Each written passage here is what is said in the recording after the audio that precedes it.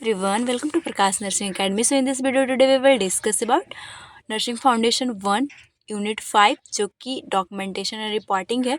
उसमें का टॉपिक है मेथड स्टाइल ऑफ डॉक्यूमेंटेशन। बहुत ही इंपॉर्टेंट है एग्जाम पॉइंट ऑफ व्यू से। सो हम लोग इसे आज देखेंगे। अगर आप इस यूनिट 5 का फुल वीडियो देखना चाहते हैं वन शॉट में तो चैनल के प्लेलिस्ट चेकआउट कर सकते हैं, वहाँ पे आपको मिल जाएगा। सो इसके लिए हम लोग ट्रिक भी देखेंगे और बहुत अच्छे से याद भी आपको हो जाएगा। इंपॉर्टेंट है एग्जाम के लिए। लास्ट में ये भी बताऊंगी कि एग्जाम में आए तो आपको कैसे लिखना है। तो मेक श्योर कि वीडियो के लास्ट तक बने रहिएगा। हम लोग देखते एक एक करके। सबसे पहले डॉक्यूमेंटेशन, वही कि जो भी इंफॉर्मेशन है उसको स्टोर करके रखना। पेशेंट के लीगली हमें लीगली बचना हो या फिर कोई और इन्फॉर्मेशन हमें वो रिकॉर्ड से, चाहे फिर स्टूडेंट के लिए हेल्पफुल हो, ये सारे जो डॉक्यूमेंटेशन में आप पढ़े थे इंट्रोडक्शन वन शॉट में आपको मिल जाएगा। सो वो सारी चीज़ों के लिए अब ये इसमें ये पढ़ना है कि कैसे उसे डॉक्यूमेंटेशन बनाना है। तो बेसिकली इसमें यही पढ़ेंगे क्योंकि डॉक्यूमेंटेशन नर्सिंग में रिलेटेड है पेशेंट से। तो सबसे पहले पेशेंट का प्रॉब्लम को पता करना, उसे कैसे प्लान करके ट्रीट करना है। मेनली सारा मेथड में हम लोग यही पढ़ेंगे। तो एक एक करके देखते हैं। 8 मेथड है जो कि फर्स्ट है नैरेटिव चार्टिंग। आगे हम लोग इसको डिस्क्राइब करके भी समझेंगे। नेक्स्ट है सोर्स ओरिएंटेड चार्टिंग। थर्ड है हमारा problem oriented charting, pie charting, focus charting, charting by exception, computerize documentation और केस मैनेजमेंट। 8 है। एक एक करके देखते हैं, फिर लास्ट में मैं आपको ट्रिक बता दूंगी। ट्रिक जैसे ही आप समझ जाइएगा पूरा आपके लिए आसान हो जाएगा। नैरेटिव चार्टिंग क्या है? नैरेटिव नाम से भी पता चल रहा है कि स्टोरी टाइप्स। तो ये क्या है? Traditional method for recording nursing care provided. मतलब कि बहुत ही ट्रेडिशनल है, पुराना है, पहले यूज किया जाता था। क्या क्या नर्सेस जो है वो केयर प्रोवाइड की पेशेंट का। स्टोरी फॉर्मेट, क्योंकि नैरेटिव का मतलब भी होता है story format. Describe client stated treatment और क्लाइंट रिस्पॉन्स। इसमें क्या होता था कि क्लाइंट की क्या स्टेटस है, क्या उनकी कंडीशन है, क्या उनको ट्रीटमेंट मिला और उसके बाद क्लाइंट का क्या रिस्पॉन्स आ रहा है, इस चार्ट में पूरा लिखा हुआ रहता था। लेकिन अभी नहीं यूज होता है हॉस्पिटल में। नेक्स्ट है सोर्स ओरिएंटेड चार्टिंग। इसमें क्या आता है? Descriptive recording done by each member of health care team separated part. इसमें क्या आता है कि जितने भी हेल्थ केयर टीम है, टीम मेंबर हैं, डॉक्टर हो गए, फिर नर्स हो गई, जो भी केयर दे रहा है पेशेंट को या फिर उनको ट्रीटमेंट दे रहा है, उन सब का इसमें जो है वो इन्फॉर्मेशन रहता है सेपरेटेड अपना अपना पार्ट में। कौन कौन सी चीज़ें, ये बहुत इंपॉर्टेंट है, बस इसको ही ध्यान रखना है आप में कि इसमें सॉफ्टवेयर फॉर्मेट जो है यूज होता है। आप ये चीज़ नर्सिंग केयर प्लान अगर बनाए होंगे तो आपको बहुत अच्छे से पता होगा कि सबसे पहले सब्जेक्टिव लिखते हैं। इसमें क्या होता है कि क्लाइंट क्या क्या चीज़ें ऑब्जर्व कर रहा है। अगर पेशेंट को फीवर है तो उसको जैसे कि सर दर्द जो होता है वो चीज़ें आपको बताएगा, तो सब्जेक्टिव उसको डेटा बोलते हैं। ऑब्जेक्टिव डेटा क्या होता है? आप ऑब्जर्व किए कि जो जिनको फीवर है, क्लाइंट का बॉडी टेम्परेचर हाई है, तो ये होता है जो केयर प्रोवाइड कर रहा है। जैसे कि नर्स केयर प्रोवाइड करती है तो नर्स के द्वारा ऑब्जर्व किया हुआ। नेक्स्ट है असेसमेंट। असेसमेंट के अंदर ही सब्जेक्टिव और ऑब्जेक्टिव आता है और इसके through care provider understanding problem. आप अगर आपको सब्जेक्टिव डैट मीन्स कि क्लाइंट समझ सकते हैं, पेशेंट को ही बोला जाता है, तो पेशेंट क्या फील कर रहा है वो आपको बता दिया, आप क्या देखे वो ऑब्जर्व कर ली, तब आपको पता चल जाएगा कि आखिर प्रॉब्लम है क्या। इसी के बेसिस पे डायग्नोसिस बनता है कि इनकी क्या प्रॉब्लम है, कैसे केयर देना है। अब आपको पता चल गया कि प्रॉब्लम है क्या, तो प्लान किया जाता है कि प्लान ऑफ केयर। और इस चार्टिंग में यही चीज़ें होती है। आगे हम लोग देखते हैं कि IER का मतलब क्या होता है। सो आई का मतलब इंटरवेंशन है। इंटरवेंशन में क्या होगा कि जैसे ही हमें प्रॉब्लम पता चला सब्जेक्टिव और ऑब्जेक्टिव डाटा के थ्रू, फिर हम लोग जो है डायग्नोसिस बनाए, हमको पता चल गया प्रॉब्लम क्या है। अब इंटरवेंशन होगा, प्लान हो चुका है, प्रॉब्लम पता चला, प्लानिंग हुआ। अब जो प्लानिंग की है वो एक्शन को देना है पेशेंट को। नेक्स्ट आता है इवोल्यूशन। इवोल्यूशन में कि मतलब अगर फीवर था तो हम उनको PCM दिए, पैरासीटामोल या फिर जो भी चीज़ें उनको दिए, कोल्ड बाथ ये सब दिए, तो उससे हमें उसका रिजल्ट मिला या नहीं मिला, इवोल्यूशन में वही हम लोग देखते हैं आउटकम्स को। नेक्स्ट आता है रिवीजन।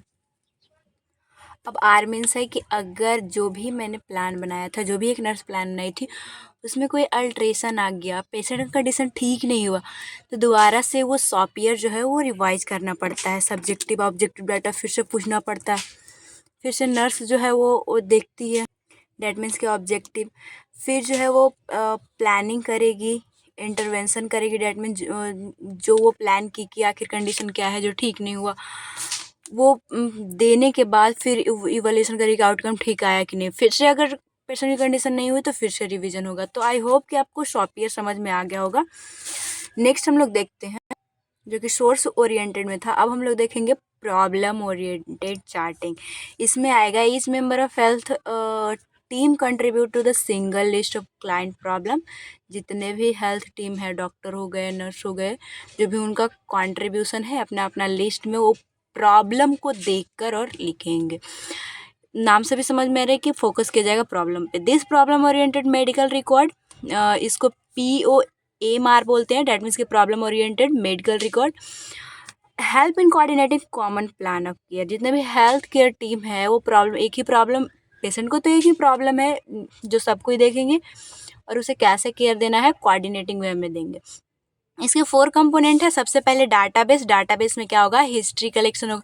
हिस्ट्री उसका देखा जाएगा, उसको फैमिली में कोई प्रॉब्लम था, जैसे अगर किसी को डायबिटिक मेलाइटिस है तो उसको फैमिली में था कि नहीं, वो सारी चीज़ें देखी जाती है। फिजिकल एग्जामिनेशन किया जाता है, अस्कल्टेशन ऑब्जर्वेशन इस सब के थ्रू। लैब के जो भी डायग्नोसिस उसके आए वो चीज़ देखा जाएगा। उसके बाद प्रॉब्लम लिस्ट कि अगर उनकी जो भी कंडीशन है, जैसे लैब, जिसको डायबिटिक मेलाइटिस है तो शुगर लेवल इंक्रीज है, लैब से हमें पता चला। हिस्ट्री ऐसा पता चला कि हो सकता है उसके जो भी फैमिली वाले उनको भी था तो उनको डायबिटिक मेलाइटिस हुआ। अब प्रॉब्लम लिस्ट, डेट में उनके पता चल गया डायबिटिक मेलाइटिस है। इनिशियल प्लान किया जाएगा कि इसे ठीक कैसे करना है, इंसुलिन ये सब देना है, आगे आप पढ़िएगा। Progress notes.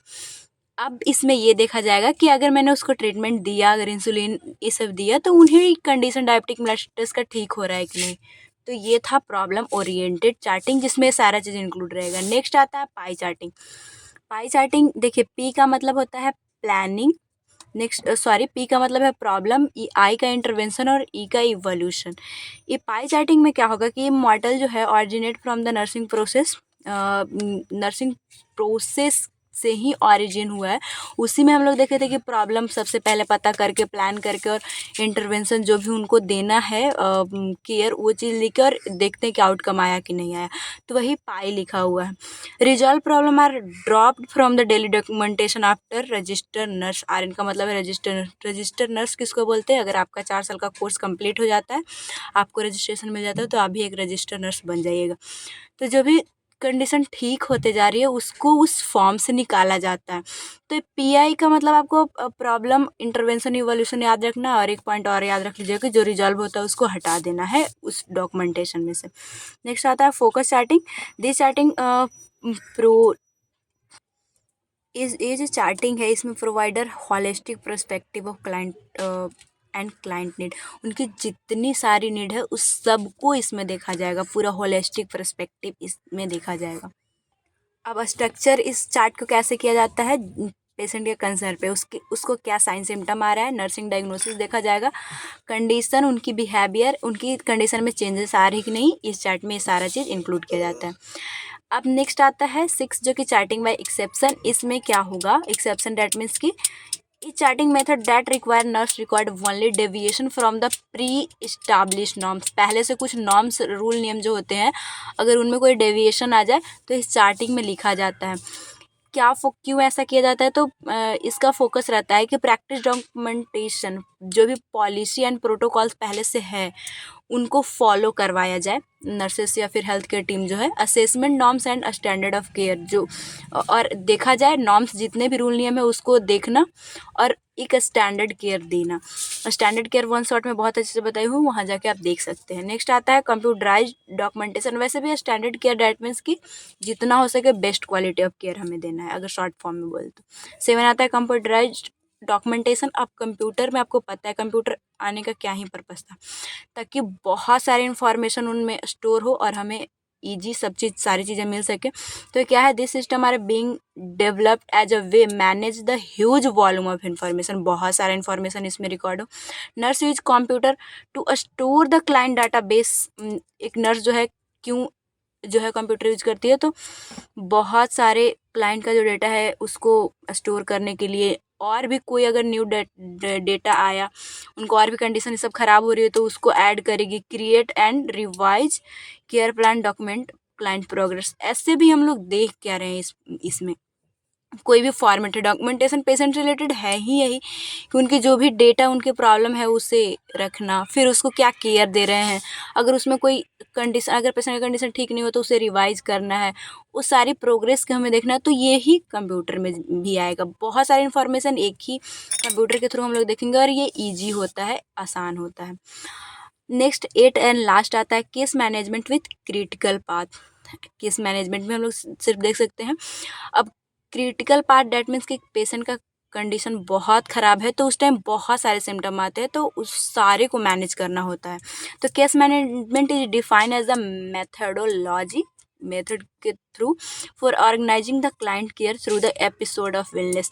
जितनी उन्हें इलनेस आ रही है क्रिटिकल, डैट मीन्स कि बहुत सारे उनको सिम्टम्स एक ही बार देखने को मिलेगा, बहुत ही ख़राब कंडीशन रहेगी, तो सारी इलनेस को ठीक करना।